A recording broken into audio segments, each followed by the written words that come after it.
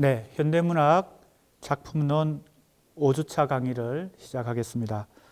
지난 시간까지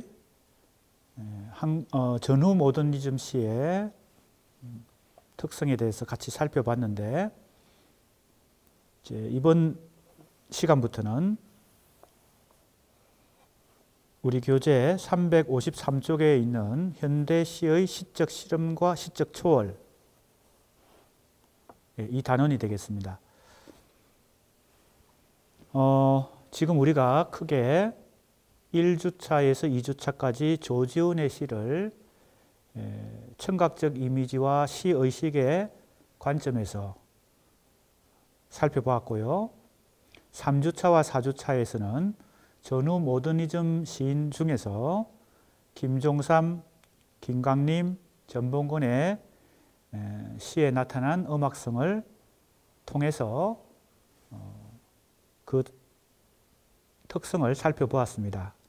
이제 5주차, 6주차에는 시적 실험과 시적 초월이라는 이러한 테마로 한국 현대시를 살펴보게 됩니다. 조지훈의 시가 주로 1930년대 후반부터 해방 이후 계속 진행된 1960년대까지 진행된 그러한 시대적 배경 속에서 창작된 조지훈 시세계를 살펴보았고요. 김종삼, 김강림, 전봉건의 시는 1950년대 전후 시의 특성을 갖고 있습니다. 지금 우리가 세 번째 공부하는 이 단원의 연구 관점 혹은 테마인 시적 실험과 시적 초월이라는 이 관점은 특정 문학사, 특정 시기의 문학사라기보다는 부제목에서 제시되고 있듯이 1960년대에서 1990년대의 시사적 전개 속에서 그 역사적 흐름을 살펴보고 있습니다. 그런 관점에서 통시적 연구다, 이렇게 일단 얘기할 수 있겠습니다. 통시적이라고 하는 것은 우리가 보통 역사적 전개 과정을 관통하면서 연구한다는 그런 연구의 관점입니다. 대립 개념이 바로 공시적 연구 관점인데, 일정한 시기를 하나의 연구 단위로 놓고 연구하는 것입니다. 공시적, 같은 시간대에 연구 대상을 놓고 연구하는 것이고, 지금 얘기하고 있는 이 통시적 연구는 시대적 흐름에 따라서 어떻게 변화되어 왔는지를 살펴보는 것입니다. 그러면 이 제목에서 지금 알 수 있듯이 한국 현대시를 어느 시대, 1960년대에서 90년대까지에 이르는 그 전개 과정 속에서 어떤 테마로, 실험과 초월이라는 테마로 살펴보겠다라는 그러한 연구의 전체적인 관점이 이 제목에 제시되고 있습니다. 그러면 시적 실험과 시적 초월이라고 하는 이 관점이 뭘 의미하는지가 중요하겠죠. 그것을 1장 머리말에서 우선 살펴보도록 하겠습니다. 해방 후 한국 현대시에 나타난 시적 실험의 문제는, 시에서 실험 정신, 우리가 지난번에 모더니즘이라고 하는 문해사조가 가지고 있는 특성을 공부하면서 모더니즘이 크게 두 가지로 다시 나누어지는데, 하나는 이미지즘이고 또 하나는 아방가르드다, 그렇게 얘기했죠. 이미지즘은 주로 영국과 미국, 영미에서 주로 전개된 것이고, 아방가르드는 유럽 대륙에서 전개된 것이다. 이 두 개를 묶어서 통틀어서 우리는 모더니즘이라는 문해사조로 부른다고 했습니다. 그렇다면 실험이라고 하는 것은 이 문해사조로 따져보면 모더니즘과 좀 더 관련성이 있고, 그 중에서도 특히 아방가르드라고 하는 문해사조와 특히 더 관련성이 있다는 것을 우리가 먼저 염두에 둘 수 있습니다. 왜? 시뿐만 아니라 모든 문학과 예술에서 실험 정신을 실천하는 것, 이것이 바로 아방가르드 정신이기 때문에 문해사조로 보면 20세기 초에 유럽을 중심으로 특히 프랑스, 독일, 이태리 그죠? 이런 유럽 대륙에서 전개된 모더니즘 운동, 특히 아방가르드 운동이 이 시적 실험이라고 하는 이 관점을 가장 잘 실현한 그런 구체적인 문학과 예술의 운동이었다고 볼 수 있습니다.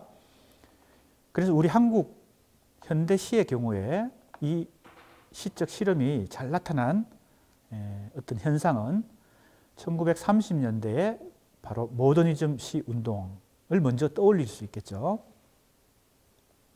그래서 시의 심화와 갱신이라는 관점에서 고찰될 수 있다. 그것은 주지적 이미지점 계열에 이렇게 했는데 조금 전에 얘기했던 바로 모더니즘을 다시 둘로 나누었을 때 이미지점이 그 중에 하나였죠. 그 이미지점을 일본 학자들은 주로 주지주의라는 용어로 많이 설명을 했습니다.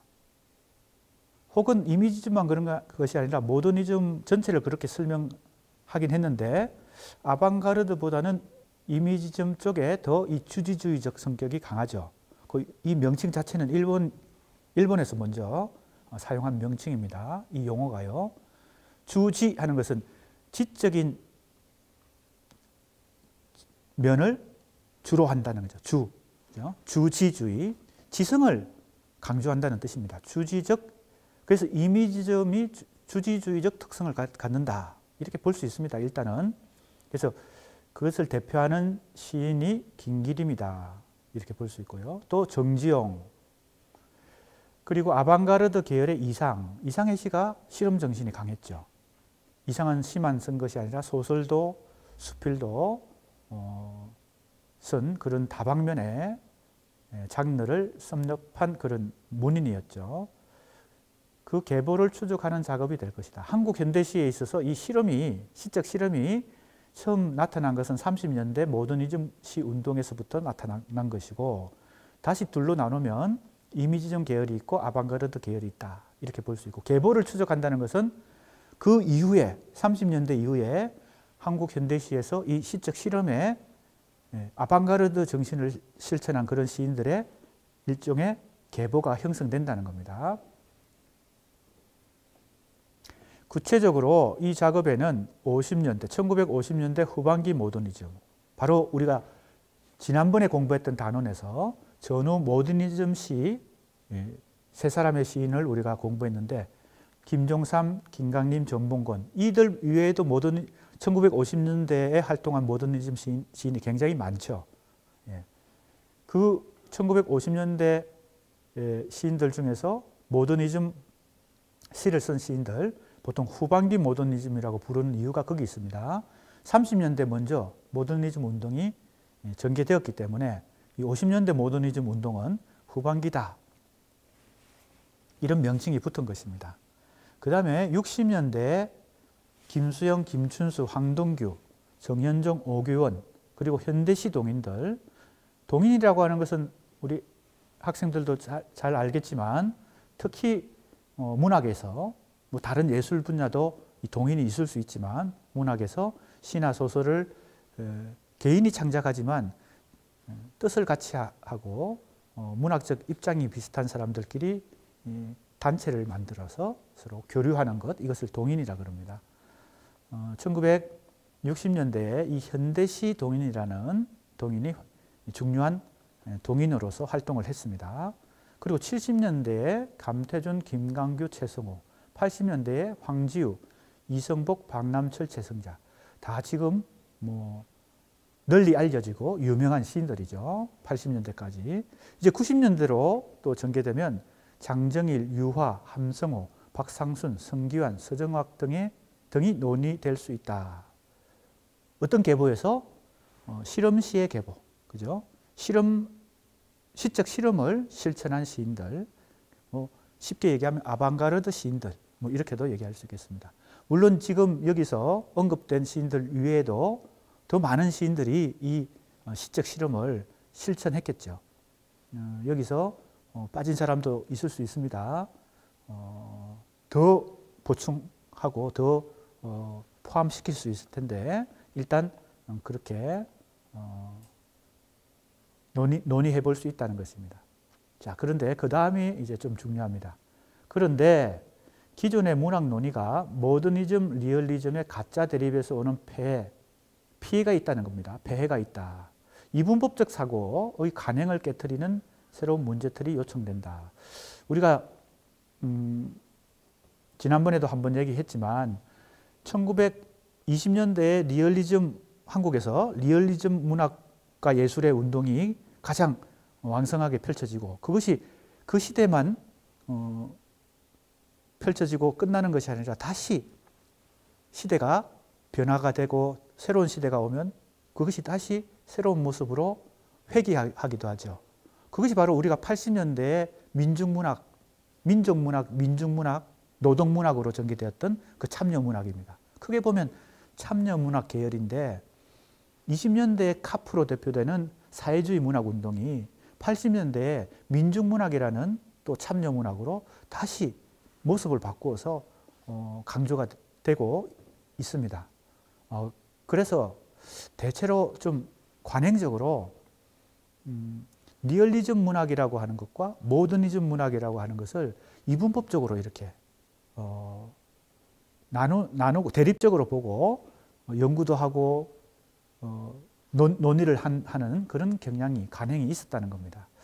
근데 모더니즘, 리얼리즘으로만 우리가 이분법적으로 생각하면 시적 실험을 하는 실험 정신을 표출하는 그런 시인들은 다 모더니즘 시인들이다. 이렇게 이분법적으로만 생각하면 문제가 될 수 있다는 그런 얘기를 지금 하고 있습니다.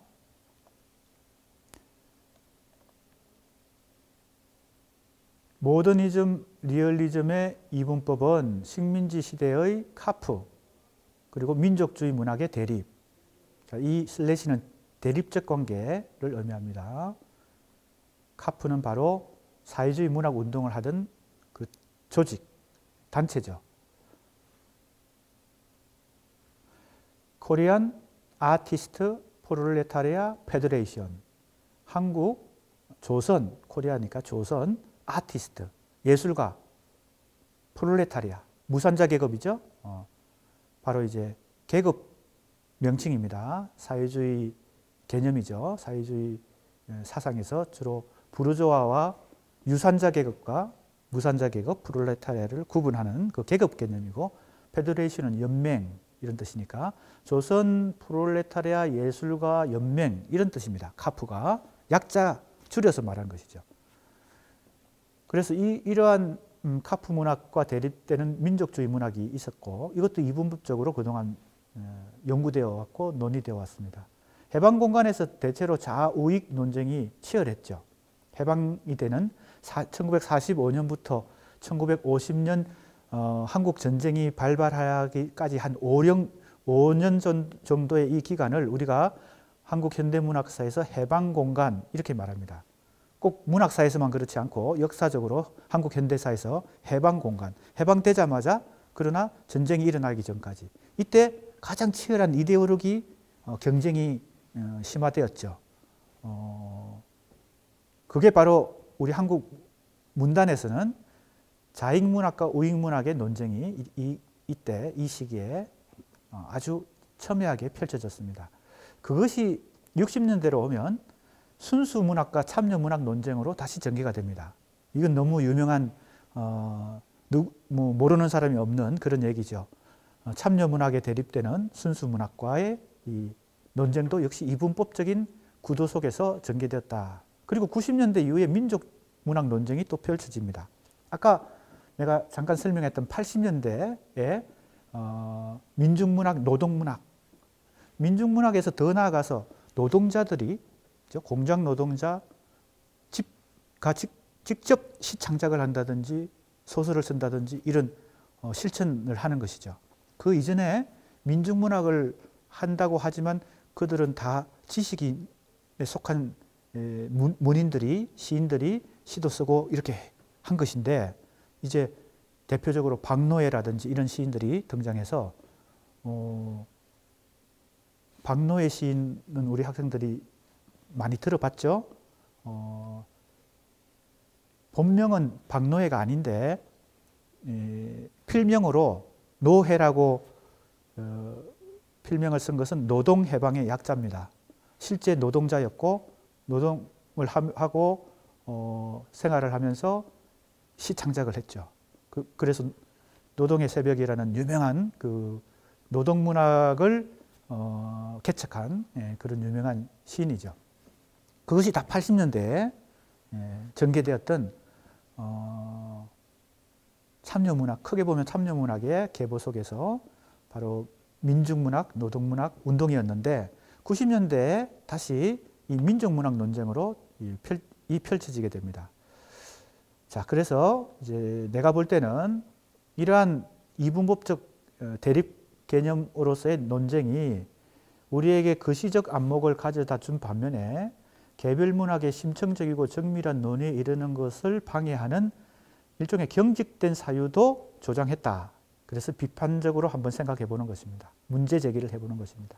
예를 들면 왜 이런 얘기를 하나 하면 지금 시적 실험이라고 하는 이 테마를 놓고 볼 때, 이런 관점으로 놓고 볼 때 모더니즘 시인들만 실험을 하느냐는 그렇지 않을 수 있다는 거죠. 리얼리즘, 즉 사회 참여 문학을 하고 참여시를 쓰는, 민중시를 쓰거나 노동시를 쓰는 시인들도 실험성을 발휘할 수 있다는 것입니다. 시에서. 그런 점에서 이제 이분법적 경직된 사회에서 조금 자유로워져야 된다. 이런 얘기를 하고 싶은 것이죠. 90년대 들어 새로운 문제들이 다각도로 모색되고 있는데 이론적으로도 우리가 문학을 공부해야 되겠지만 작품론, 작가론을 더 구체적으로 세밀하게 살펴볼 때 돌파구가 생긴다. 이럴 때 시적 실험의 주제에 관해서도 리얼리즘적 경향으로 알려진 김지아, 김용택 등의 시적 특징이 그 한 방향으로 간주될 수 있다. 그러니까 김지아도 김용택도 김지아야말로 1970년대에 정치 저항시를 썼죠. 대표적으로 오적, 그죠?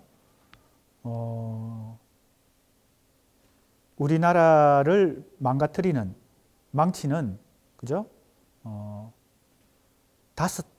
적이 있다, 그죠? 그래서 뭐 그 중에는 국회의원도 있고 정치인, 장성, 즉 군인도 있고 공무원도 있고 뭐 아무튼 5 적나라하게 당시의 정치적 현실을 풍자했죠.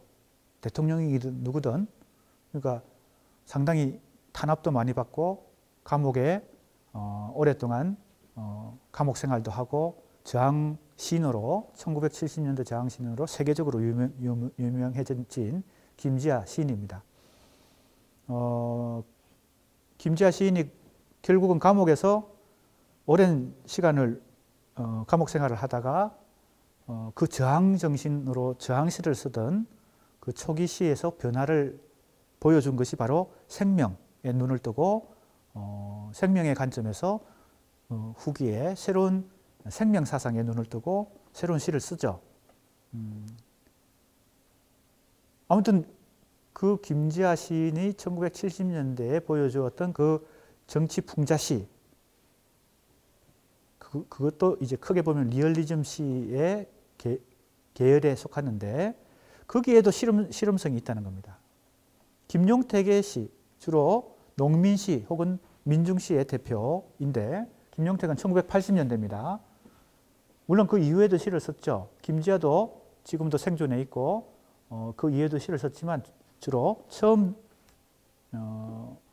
등단해서 활동을 시작한 그 시대를 보통 그 시인에게 보통 이렇게 일반적으로 붙입니다. 그래서 김지아는 1970년대 시인, 김용택은 1980년대 시인, 뭐 이렇게 우리가 일반적으로 얘기하는 것입니다. 그래서 이러한 리얼리즘 계열의 시인들에게도 실험성이 있다라고 하는 부분을 지금 강조하는 것입니다.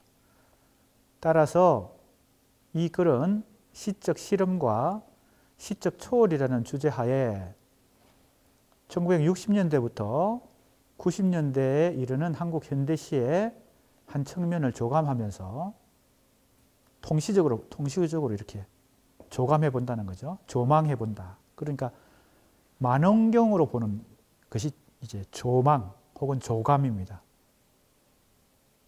그 반대는 뭘까요? 현미경으로 보는 거죠. 세밀하게, 심층적으로, 미세하게, 그렇죠? 미시적으로 보는 거. 이거는 이제 현미경적 관찰이고, 만원경적인 조망은 큰 틀에서 크게 보는 것이죠. 거시적으로 보는 겁니다. 그래서 거시적으로 한번 보겠다는 것입니다. 그래서 이제 첫 번째 우리가 2장에서 살펴보는 시인이 김수영과 김춘수입니다. 김수영과 김춘수도 상당히 대립적인 관점에서 많이 논의되고 연구되어 왔습니다. 김수영은 순수시에서 참여시로 전환되었고, 다른 말로 하면 모더니즘 시인으로 출발했지만 4.19 혁명을 경험하면서 사회 참여 의식에 눈을 뜨고 참여 시인으로 변모했다. 이렇게 지금까지 많이 알려져 있습니다. 그래서 김수영의 초기 시는 모더니즘 시가 많지만 후기 시에 가면 참여시, 순수시에서 참여시로.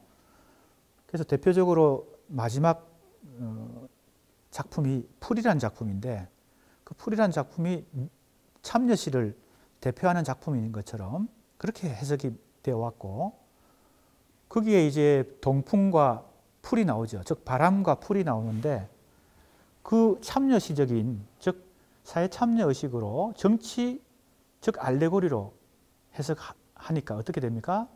바람은 외세 혹은 독재자의 억압이고, 풀은 억압받는 민중인데 그 민중이 바람의 억압에도 불구하고 다시 생명을 회복하는 과정을 풍자적으로 그렸다. 이렇게 참여시로, 즉 정치적 알레고리로 해석하는 것이 일반적인 지금까지 통념이었다는 것입니다.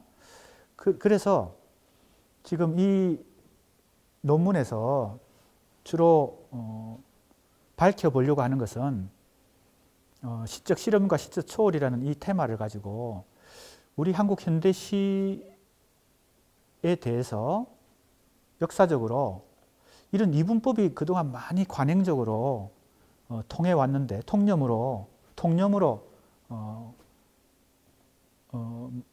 많이 전파되어 왔는데, 그걸 깨트릴 수 있는 어떤 새로운 관점을 찾아보는 것입니다. 그런데 그걸 이론적으로 찾는 게 아니고 구체적인 작품 해석에서 그러한 이분법적 통념에서 벗어날 수 있는 구체적인 증거를 작품 속에서 찾아본다. 이런 문제의식을 갖고 이 논문이 써졌습니다.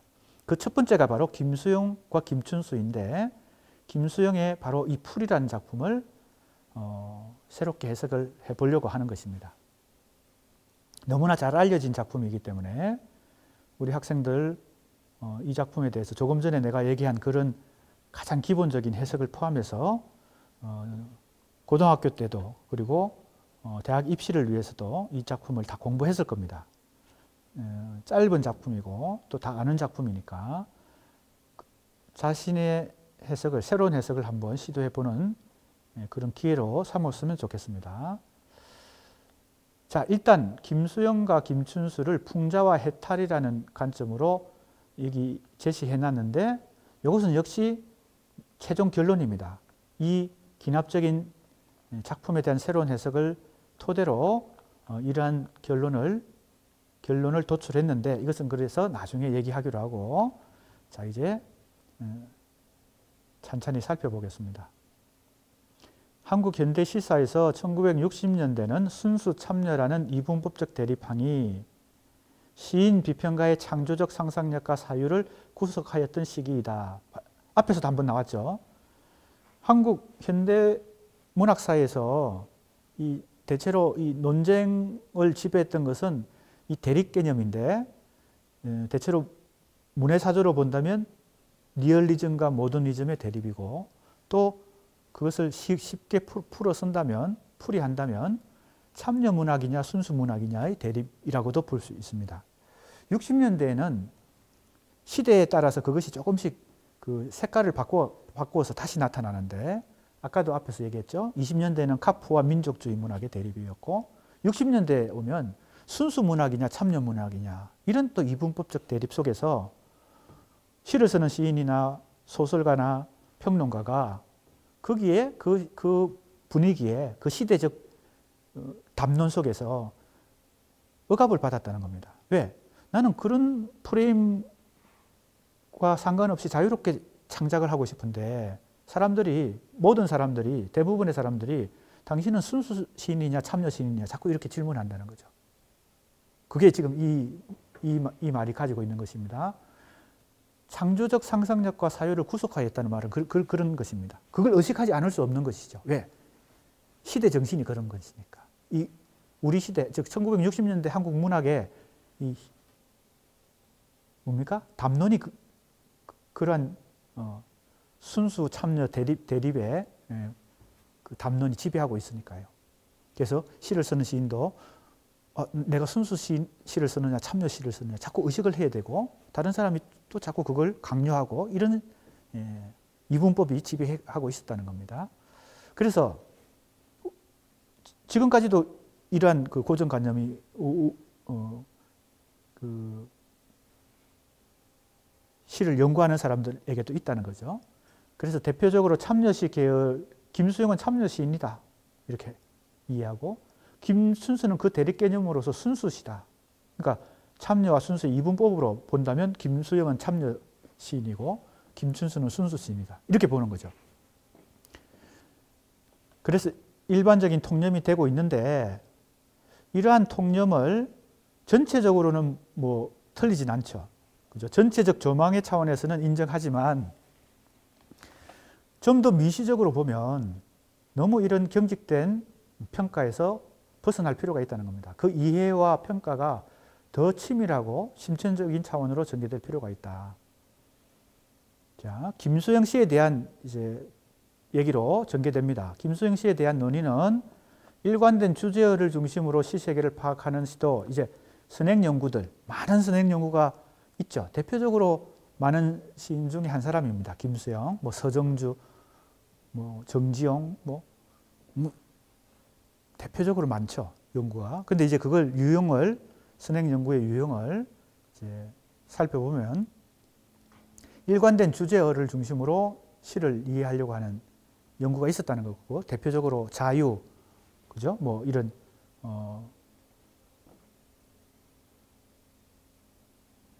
자유, 그리고 김현 평론가가 이 김수영 전집에 딱 이 날개에 보면, 이 김수영 전집입니다. 날개에 보면 김수영의 시적 주제는 자유다. 그것은 그의 초기 시편에서부터 그가 죽기 직전에 발표한 시들에 이르기까지 그의 끈질긴 탐구 대상을 이룬다. 이렇게 김현의 김수영에 대한 평론이 첫 문장이 그렇습니다. 바로 이런 식으로 자유라든지 민주라든지 또 여러 가지 혼돈이라든지 여러 가지 주제어를 중심으로 시세계를 파악하는 것이고, 그 다음에 형식적 미학적 고찰을 통해서 시적 특질을 밝히려는 것이고, 셋째는 시뿐만 아니라 산문, 즉 시론도 김수영이 많이 썼습니다. 그래서 김수영 전집은 1권이 시전집이고 2권은 산문전집입니다. 그것을 산문까지 포괄적으로 검토해서 시적 특징이나 문학사적 의미를 규명하려는 시도도 있었다는 겁니다.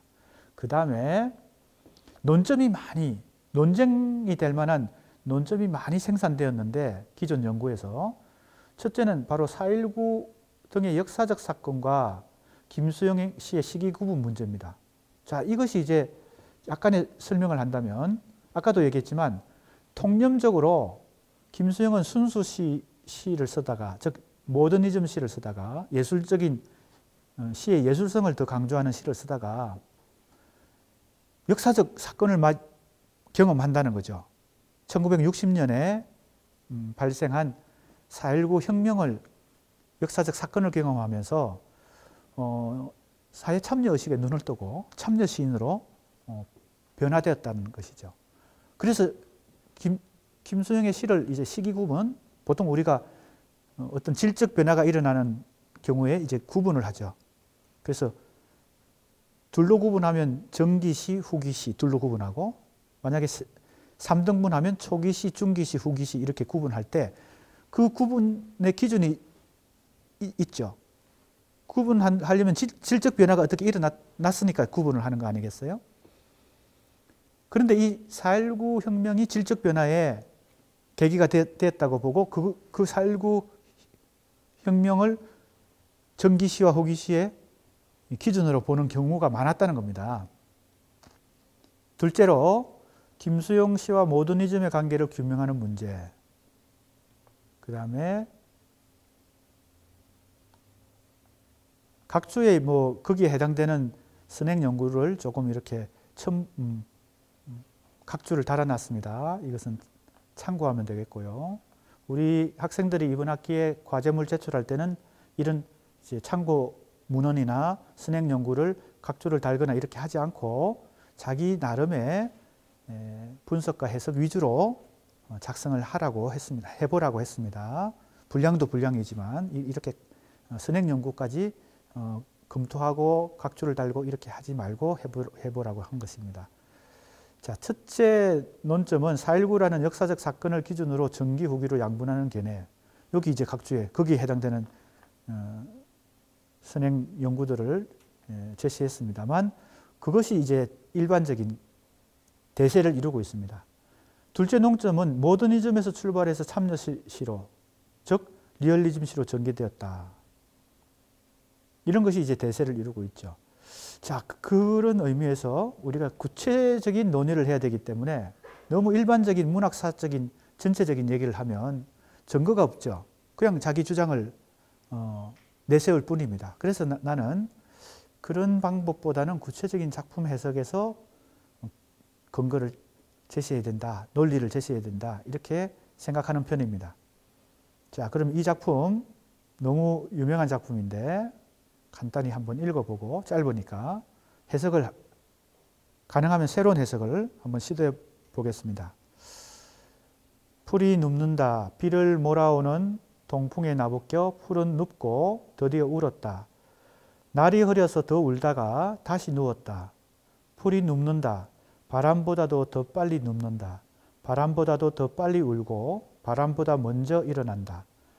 날이 흐리고 풀이 눕는다. 발밑까지 눕는다. 바람보다 늦게 누워도 바람보다 먼저 일어나고 바람보다 늦게 울어도 바람보다 먼저 웃는다. 날이 흐리고 풀뿌리가 눕는다. 이 짧은 시인데 이것이 김수영이 남긴 마지막 작품입니다. 이 작품을 쓰고 나서 아직 더 활동을 할 수 있는 나이에, 아까운 나이에 교통사고로 사망하고 맙니다.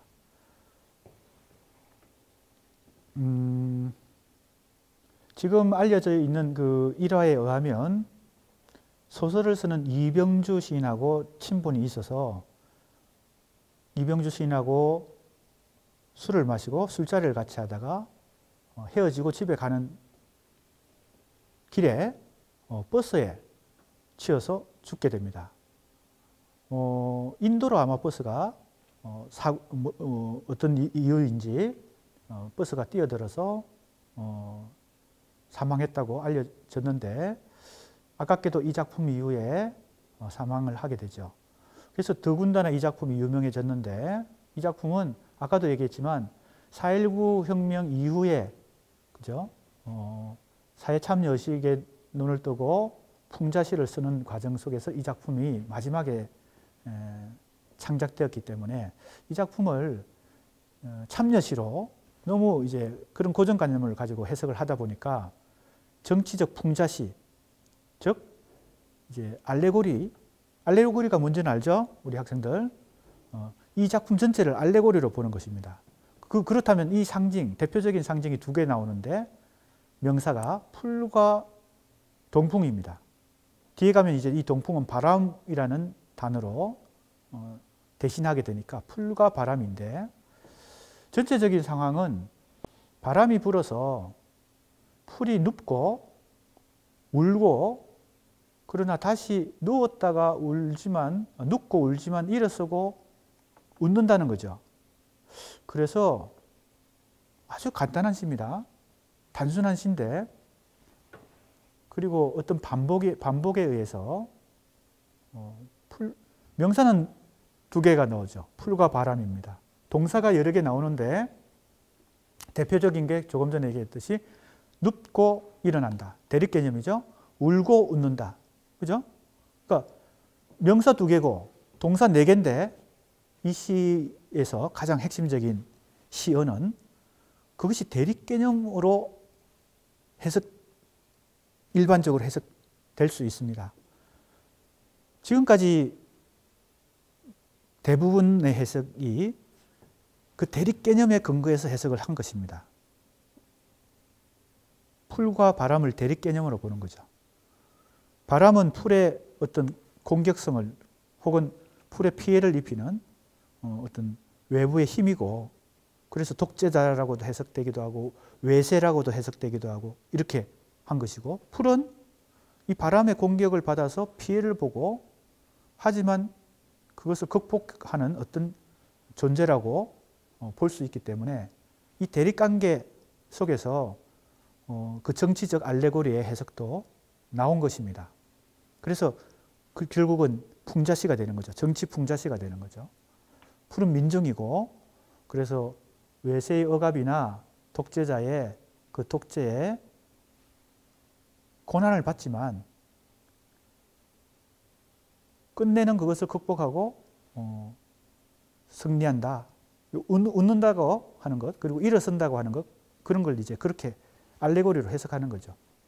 그렇다면 풀과 바람이라는 명사가 대립 개념인 뿐만 아니고 눕는다와 일어난다도 대립 개념이고 울었다와 웃는다도 대립 개념이죠. 아주 선명한 단순하고도 선명한 대립 개념이 이 시 전체를 지배하는 기본 원리다. 이렇게 볼 수 있습니다. 그래서 그동안 그렇게 해석이 되어 온 것이죠. 그런데 나는 좀 새로운 해석을 해보려고 합니다. 자, 이제 설명 부분을 좀 보면서 해봅시다. 논란의 초점은 풀과 바람의 정체에 모아졌다. 풀, 바람은 민중 외압이라는 대립적 상징으로 파악하는 것이 아주 일반적인 견해고요. 또 다른 해석도 있었습니다. 그래서 그런 것들도 소개를 했습니다. 삶의 움직임의 과정을 보여주는 상징 동력이다. 자신의 본질 속에서 운동성을 내포한 존재다. 웃음의 체험을 이런 이제 각조가 밑에 있으니까 확인해 보면 되겠습니다.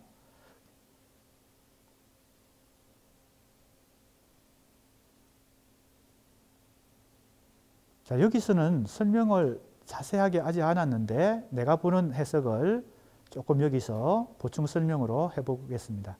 조금 전에 그 풀과 바람의 관계가 우선 중요한데 이 작품에서 첫 번째 해석은 풀과 바람을 대립관계로 보는 것입니다. 기존의 해석도 대체로 그러한 대립관계로 본 것이죠.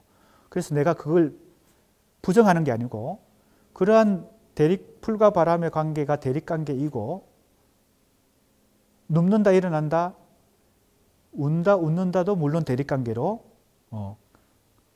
파생되겠죠. 그 대립관계가 이 시 전체를 지배한다고 보면 지금까지 물론 너무 그걸 정치적 알레고리로 단순하게 해석해서 독재자와 민중이다 이렇게 보는 것은 너무 좀 단순화된 해석이지만 큰 틀에서 보면 풀과 바람을 대립관계로 보는 것 이것이 첫 번째 해석의 방법이라고 볼 수 있고 그것을 내가 부정하거나 그것은 잘못된 해석이다 이렇게 하는 것은 아닙니다. 그걸 인정하고 그러나 이 작품을 더 정확하게 이해하고 해석하려면 그러한 표면적 해석 풀과 바람이 대립관계라고 하는 것은 표면 구조가 보여주는 관계라는 겁니다. 그리고 그 표면 구조 속에서 풀과 바람이 대립관계라고 하는 것을 사실은 그냥 우리가 읽으면 그게 너무나 이 표면에 나타나기 때문에 쉽게 그렇게 바로 이해가 되는데, 대립관계라는 게 우리는 좀 더 물증을 가지고 시를 분석할 때 물증을 가지고 객관적으로 동의를 얻는 것이 필요하기 때문에 이 작품 전체에서 풀과 바람이 대립이라고 하는 것을 어떤 시어가 가장 잘 보여줄까요?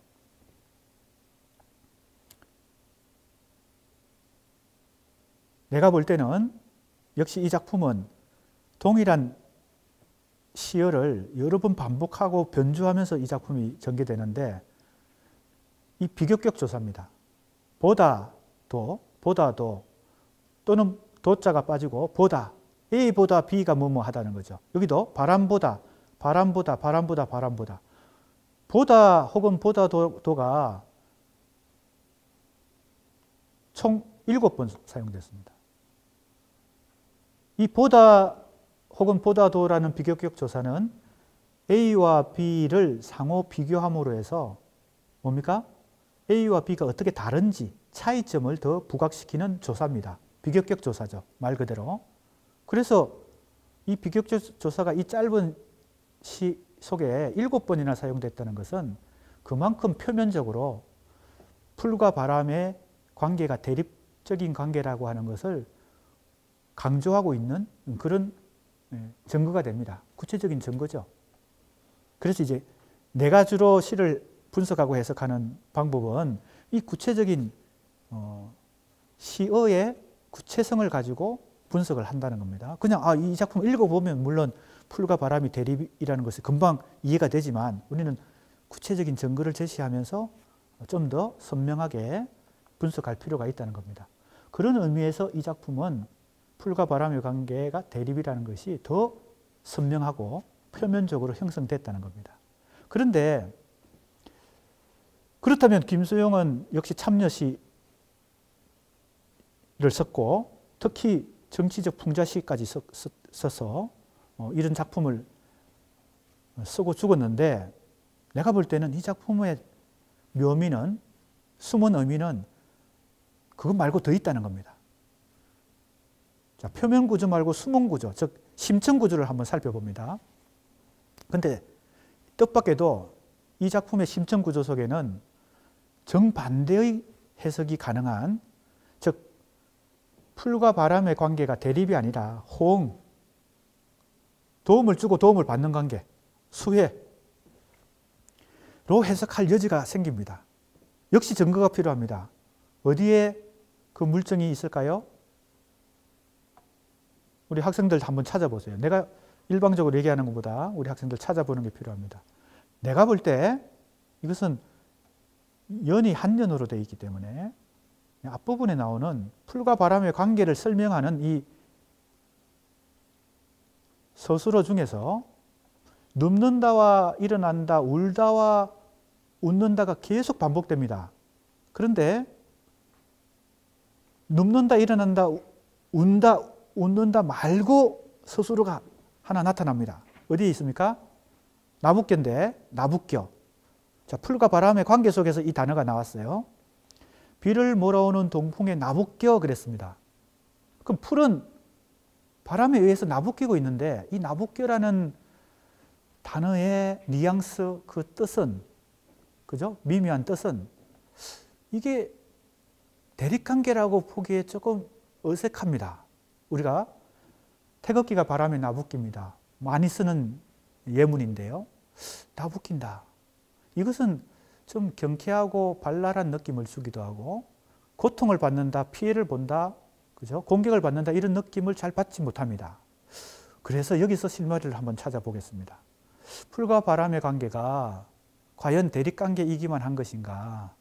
즉 호응관계일 가능성은 없는가? 다른 말로 하면 비를 몰아오는 동풍에 이 풀이 나부낄 때 풀은 오히려 이 바람으로부터 도움을 받는 게 아닌가 이런 생각을 해보는 것입니다. 우리가 너무 시를 정치적 알레고리, 그죠?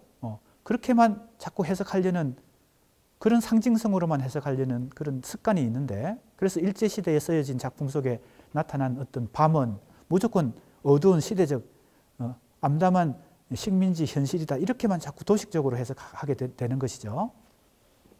그럼 이 작품도 마찬가지입니다.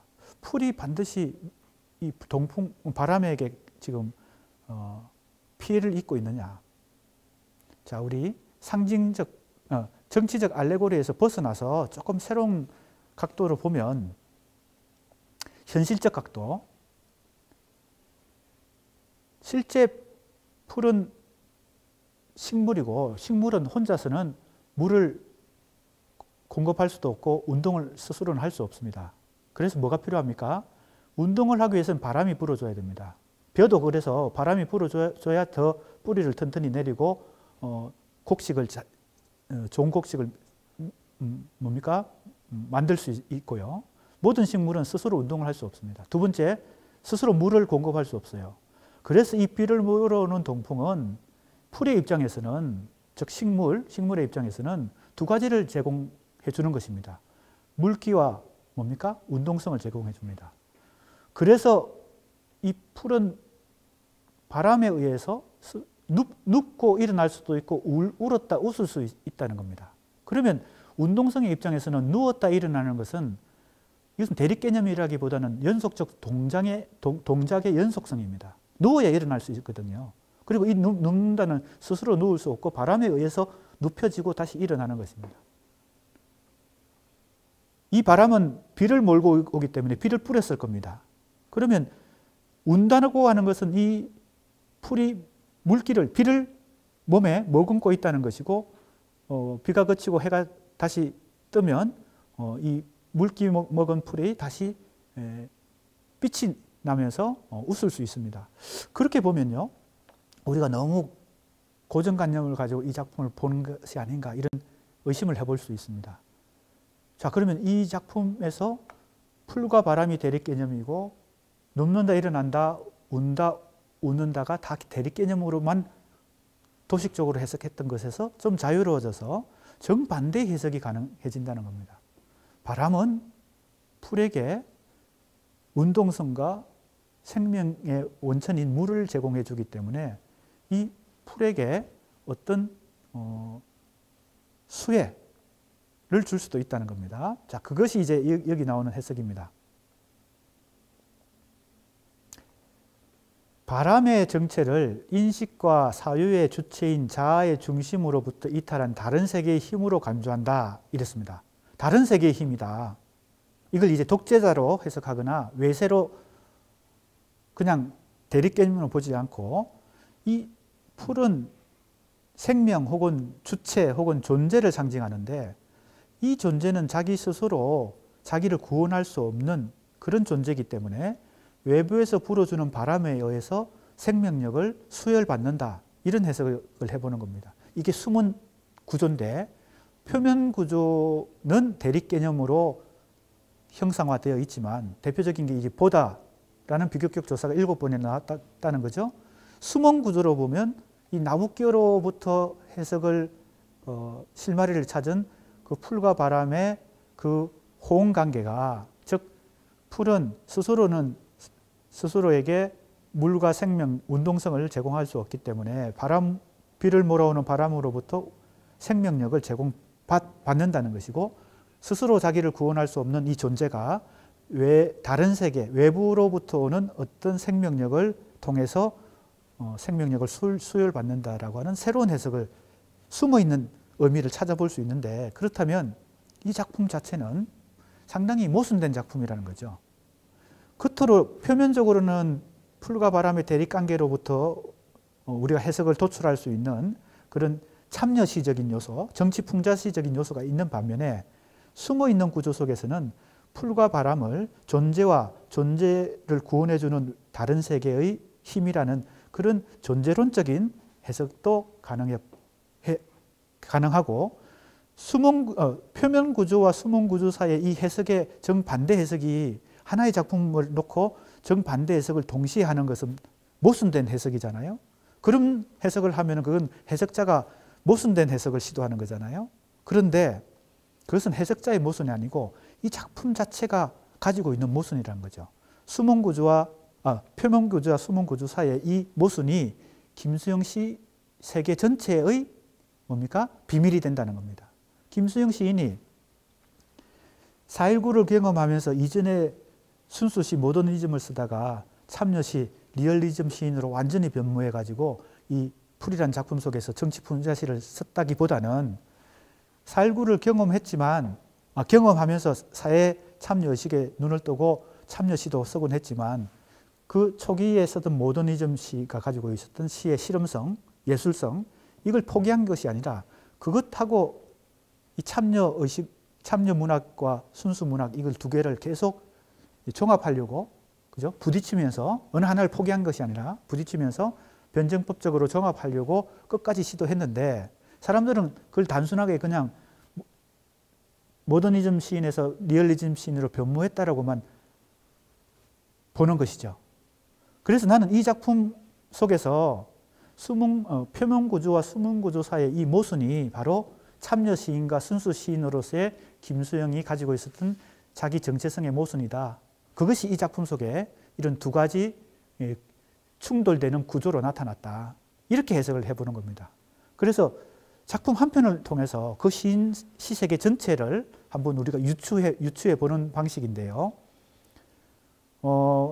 그러면 이제 지금까지 김수영 시인에 대해서 이 작품을 포함해서 풀이란 작품을 포함해서 김수영 시 세계 전체에 대한 평가가 지금까지 많은 사람들이 통상적으로 해온 평가와 다른 평가를 이제 시도할 수가 있습니다. 이 작품도 그렇지만 김수영 시인의 전체적인 시 세계가 4.19 혁명을 경험함으로 해서 참여의식에 눈을 뜨고 초기 시에서 추구했던 그 모더니즘적 경향 혹은 시의 예술성을 중시하는 시적 실험을 중시하는 그런 순수시 혹은 모더니즘 시의 그런 추구를 포기한 것이 아니라 참여시, 즉 리얼리즘 시의 현실 참여성과 이 모더니즘 시의 예술성을 충돌시키면서 계속 더 완전한 시의 완전성을 향해서 끝까지 뭡니까? 종합을 시도했다는 겁니다. 물론 이 종합은 균열, 모순 이런 걸 만들어낼 수밖에 없겠죠. 왜? 순수시와 참여시라고 하는 것을 종합하기는 쉽지 않으니까요. 그죠? 양극을 종합한다는 것은 뭐 쉽지 않죠. 어중간해지거나 아니면 이것도 저것도 아닌 게 되기 쉽죠. 그래서 아까도 처음에 이 단원을 시작할 때 1960년대는 바로 순수 모더니즘, 리얼리즘 혹은 순수 문학과 참여 문학의 이 뭡니까? 양극성이 이분법적 대립항이 문인의 창조적 상상력과 사유를 구속하였던 시기라는 것이 바로 그런 의미이기도 합니다. 순수 시인인 동시에 참여 시인이 된다는 것은 지극히 어려운 일이죠. 근데 김수영은 그렇게 그 종합을 추구했고 그 추구의 결과 이런 작품 속에 표면 구조와 수문 구조 사이의 모순과 균열, 해석의 모순이 아니라 이 작품 자체가 모순을 갖고 있어서 내가 해석자가 그 모순을 읽어냈다는 겁니다. 나는 그렇게 이제 주장하는 거죠. 내가 그렇게 두 가지 해석을 동시에 모순된 해석을 하고 있잖아요. 표면 구조의 해석과 수문 구조의 해석이 충돌하고 있잖아요. 하나는 풀과 바람을 대립 개념으로 보고 수문 구조에서는 풀과 바람을 호응 관계로 본다면 하나의 작품을 두 가지 정대립적인 해석을 동시에 지금 시도하고 있으니까. 근데 그것은 해석자의 잘못이 아니고 모순이 아니고 이 작품 자체가 그런 모순을 안고 있다, 배태하고 있다. 그 이유는 뭐냐? 김수영이 순수시와 참여시를 종합하려고 했기 때문에 이런 현상을, 이런 모습을 보여주었다. 일종의 새로운 해석인데 기존 해석을 부정하는 것은 아니고 기존 해석을 인정하면서 새로운 해석을 개입시켜서 이분법을 해결해 보려고 하는 것입니다. 너무 우리가 이분법적으로 세상을 보거나 문학을 보거나 예술을 보면 선명하게 이해하는 데는 도움이 돼도 그것을 너무 경직되게, 그죠? 단순화시킬 우려가 있거든요. 그래서 지금 오늘 우리가 이 시간에 공부한 바로 김수영의 풀이라는 작품 한 편만 봐도 그렇습니다. 너무 단순하게 이 작품을 보면 이 작품이 갖고 있는 정말 뭡니까? 숨은 그 의미와 숨은 이 작품의 뭡니까? 가치를 우리가 놓쳐버리게 되는 거죠.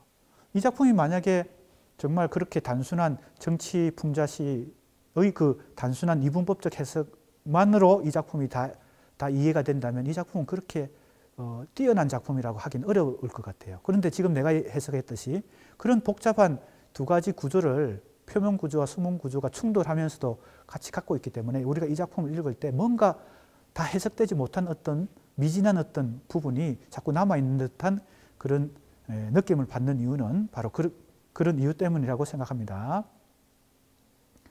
자, 그러면 이 작품에 대해서 좀 상세하게 해석을 시도해 봤는데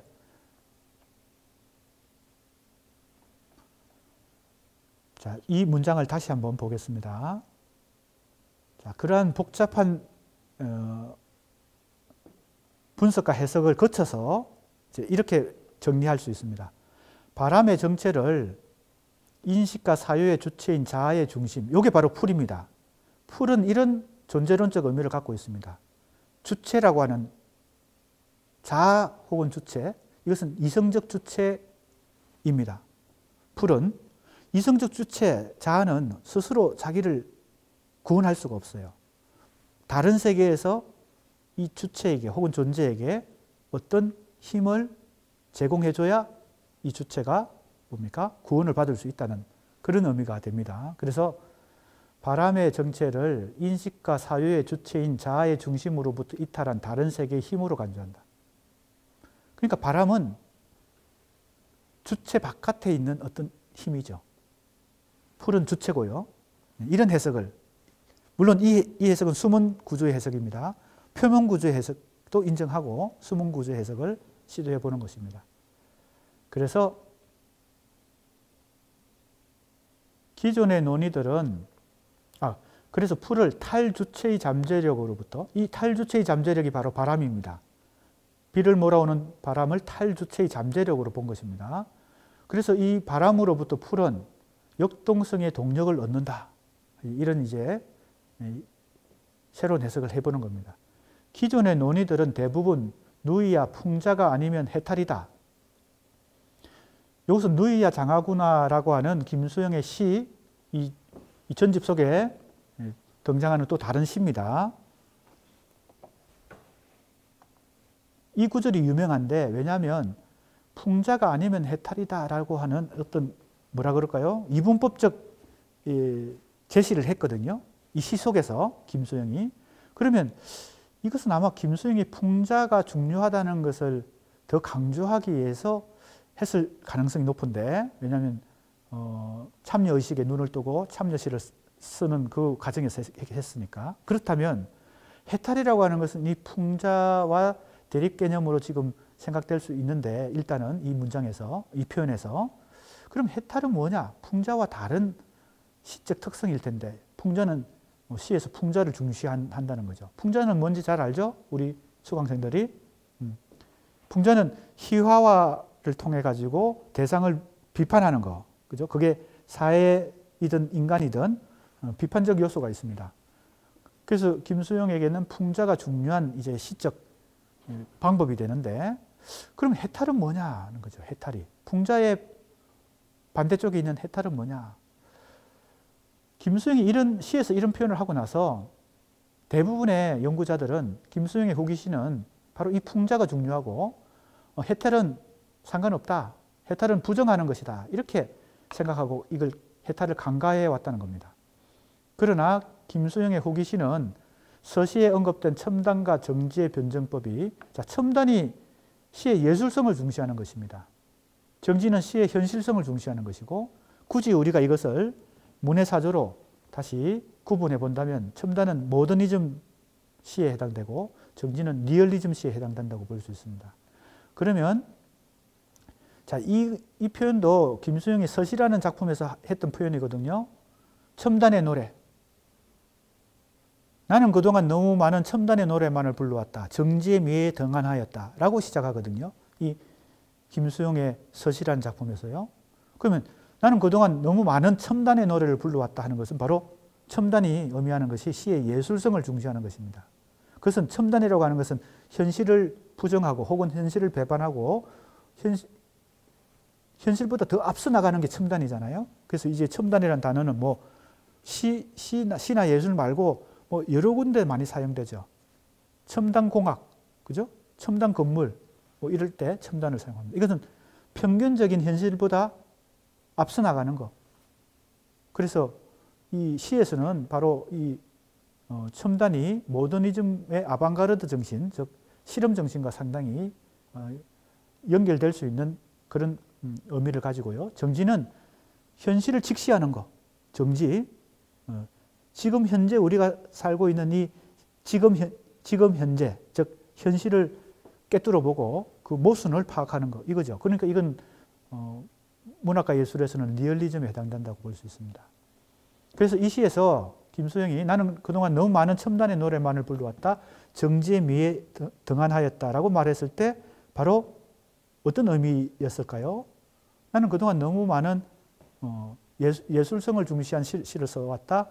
현실을 현실의 미에, 정지의 미에 등한하였다. 이런 뜻이니까.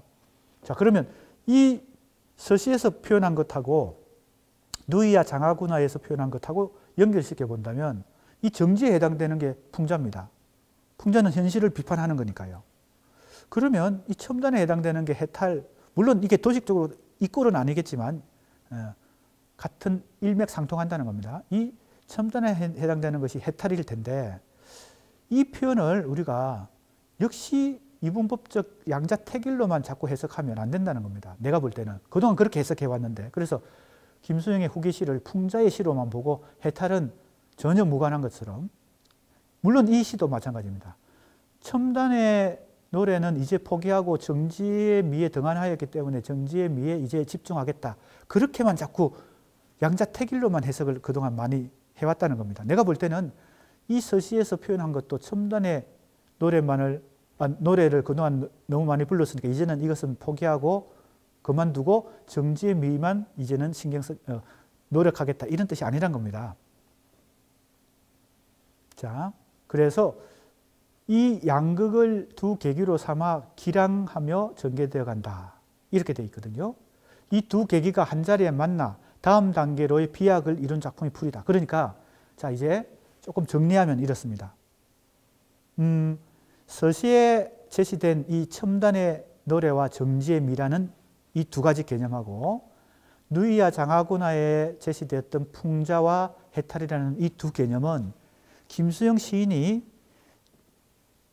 4.19 혁명을 통해서 참여의식에 눈을 뜬 이후에 계속 지속해왔던 양극, 대립적인 양극인데 양자택일로 하나를 선택하고 하나를 포기한 게 아니라 김수영은 풍자에 더 관심을 가지고 정지의 미에 더 관심을 가지게 되었지만 이전에 자기가 추구해왔던 첨단의 노래 혹은 이 해탈의 시의 예술성에 해당됩니다. 이 풍자는 시의 현실성에 해당되고 이 시가 가지고 있는 예술성 이것을 끝까지 포기하지 않고 시의 현실성, 즉 정지의 미와 첨단의 노래, 시의 예술성을 같이 부딪혀 충돌시키면서 양극이니까 이걸 하나로 종합하기는 쉽지 않지만 계속 종합하려고 노력해 오던 그 과정 속에서 완전한 시, 즉 시의 완성에 도달하려는 끊임없는 노력을 했고 그 노력의 과정에서 이 작품을 쓰게 됐다는 겁니다. 그래서 이 작품에 나타나는 풀과 바람의 상징성은 표면 구조에서는 대립 개념으로 나타나고 그것은 풍자시로 현실 비판적이고 좀 도식적으로는 정치 풍자까지 그래서 독재자와 민중까지도 나는 그런 해석이 틀렸다고는 생각 안 합니다. 그런 것도 가능한 해석이지만 너무 그렇게만 도식적으로 해석하는 게 문제라는 거지. 내가 바람은 독재자고 혹은 외세고 풀은 민중이다. 이 해석이 잘못된 해석이다 이렇게 생각하지 않는다는 겁니다. 너무 그렇게 도식적으로만 해석하고 이 작품을 다 해석했다고 판단하는 게 잘못됐다는 거지. 그런 도식적인 해석까지 포함해서 이 작품의 표면 구조가 바로 어디에 해당된다는 거예요? 표면 구조가 보여주는 그런 현실 참여적이고 풍자시의 요소는 바로 이 누이와 장하고나에서 말했던 풍자에 해당되고 이 서시에 나타나는 정지의 미에 해당된다는 겁니다. 그런데 이 작품의 숨은 구조에 도사리고 있는 풀과 바람의 호응 관계로 볼 수 있는 그 존재에게 뭡니까? 구원에 힘을 줄 수 있는 다른 세계의 바람이 그 존재론적으로 불어오는 것. 그래서 새로운 해석이 가능한 것은 이 누이와 장하고나에서는 이 해탈과 일정 정도 연관성을 가지고 서시에서는 바로 이 첨단의 노래와 연관성을 갖는다는 겁니다. 결론적으로 얘기하면 이 첨단과 정지의 변정법, 풍자와 해탈의 변정법을 양극을 계기로 삼아서 기량하면서 서로 계속 부딪히면서 충돌하면서 전개해 나가다가 이것이 그래서 어떤 작품은 풍자가 더 강한 시가 그죠? 시를 쓸 수가 있겠고 어떤 작품은 첨단이 더 강한 시를 쓸 수도 있겠고 왜? 이 두 가지를 두 양극을 계속 충돌시켜 나가면서 시를 계속 쓰는 과정에서 어느 하나가 더 비중을 크게 차지하는 작품이 만들어질 수가 있겠죠. 그죠? 그래서 어떤 작품은 해탈이 강한 작품이 때로는 나오고 어떤 작품은 뭐예요? 풍자가 강한 작품이 나온다는 겁니다. 그래서 김수영의 시에는 난해시, 즉 의미를 명확하게 해석하기 어려운 난해시들이 많이 있습니다. 그죠? 난해시들이 많은데 그것들은 대체로 이 풍자나 정지의 미로 해석하기 어려운, 즉 이 리얼리즘적 관점에서 현실적인 관점에서 해석하기 어려운 그런 첨단성을 갖고 있어요. 즉 실험성을 갖고 있어요. 의미의 해석에 있어서. 그렇다면 그것은 해탈이나 첨단의 노래에 해당되는데 후기시에 그런 난해시들이 사라진 게 아니라 초기시에도 난해시들이 있지만 후기시에도 난해시들이 많이 나오거든요. 노란 꽃을 주세요. 노란 꽃을 주세요. 노란 꽃을 달라는 게 무슨 의미일까? 그죠? 그 난해시들은 바로 이러한 첨단이나 해탈이 더 강하게 나타났을 때, 비중을 크게 차지했을 때 나타나는 현상이란 겁니다. 그런데 이 풀이란 작품은 이 두 가지 측면이, 두 계기가 한 자리에 만나서 충돌하면서 비약적으로 이 작품이 나왔다는 겁니다. 그래서 이 작품은 이 두 가지 측면이, 즉 풍자와 해탈, 또 뭐예요? 첨단의 노래와 정지의 미라는 이 두 가지가 어느 하나가 이렇게 비중을 크게 차지하기보다는 두 개가 동등한 힘으로 충돌했을 때 표면 구조로, 수문 구조로 이렇게 등가적으로 대등하게 표면 구조와 물론 내면 구조가 모순을 의미 해석상 모순을 가지지만 모순을 내포한 채 등가적으로 같은 비중으로 충돌해서 이 작품이 나왔다는 겁니다. 이게 내 해석입니다. 그래서 지금까지 이런 해석을 한 사람이 없는데 나는 이제 이런 해석을 통해서 김수영의 시를 이 작품도 새롭게 해석할 뿐만 아니라 김수영 시 전체를 새롭게 한번 평가해보고 지금까지 김수영 시에 대해서 해석해 온 것들에 대해서 새롭게 새로운 해석을 제시해 보는 것입니다. 조금 설명이 길어졌습니다. 자, 아무튼 작품 한 편을 통해서도 그 시인의 시세계를 우리가 한번 새로운 해석을 시도해 볼 수 있다는 것입니다. 그래서 결론적으로는 이렇습니다.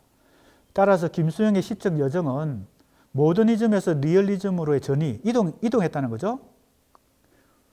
모더니즘의 테두리에서 그것을 극복한 것이라기보다는 이게 기존의 해석입니다.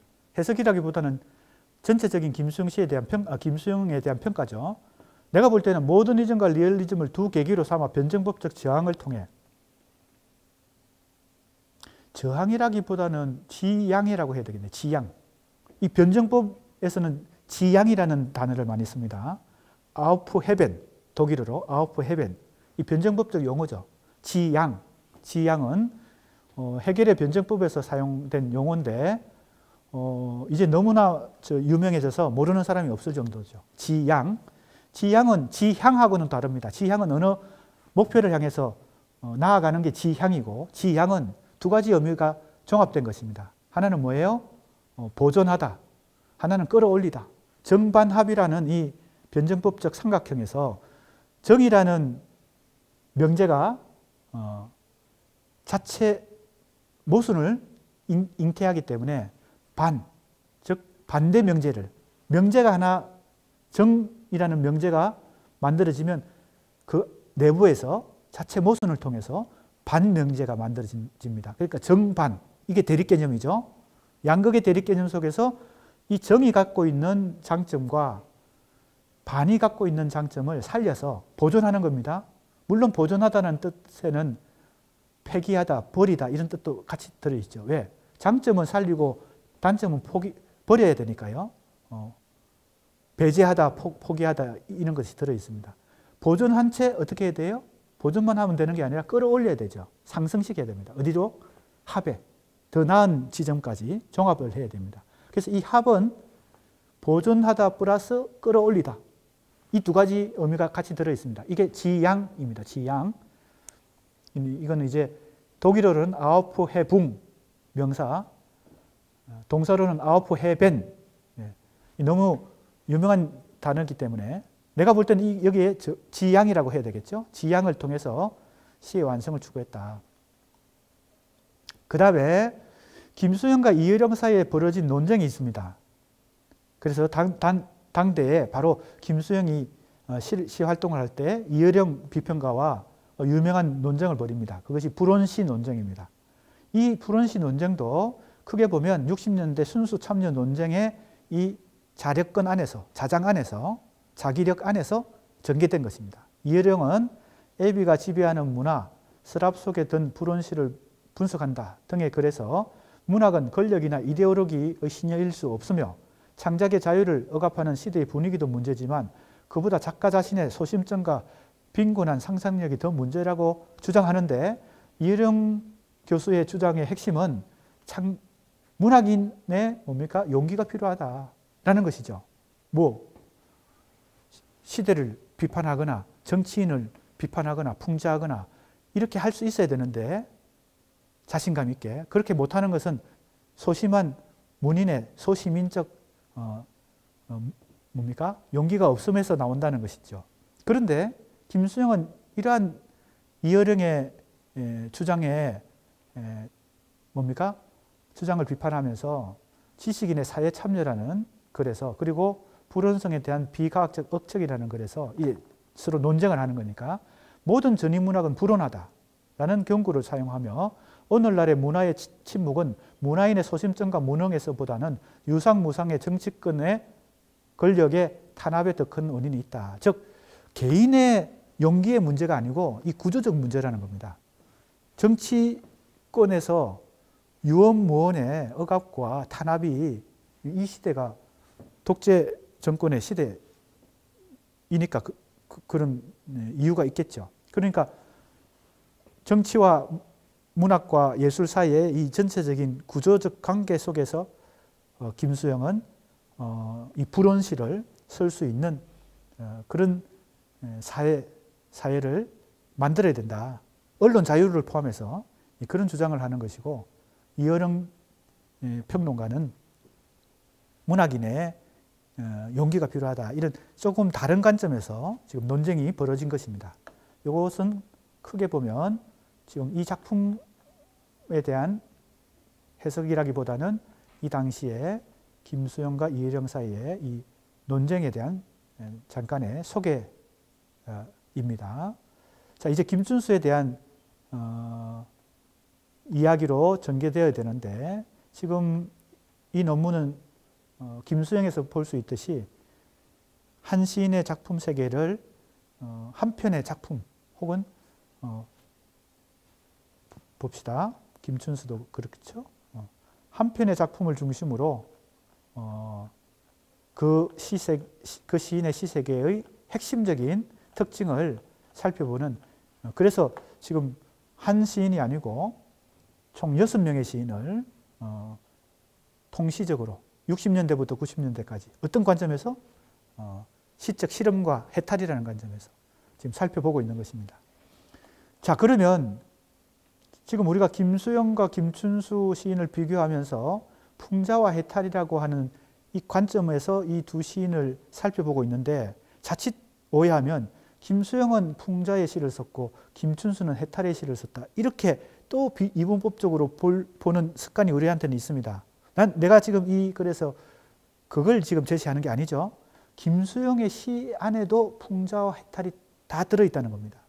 지금 그걸 보여준 것입니다. 이 작품 자체에도 김수영의 대표작 풀에도 풍자만 들어있지 않고 해탈의 요소가 있다. 즉 이것이 풍자가 표면 구조를 지배한다면 해탈은 수문 구조를 지배한다고 보는 것입니다. 예.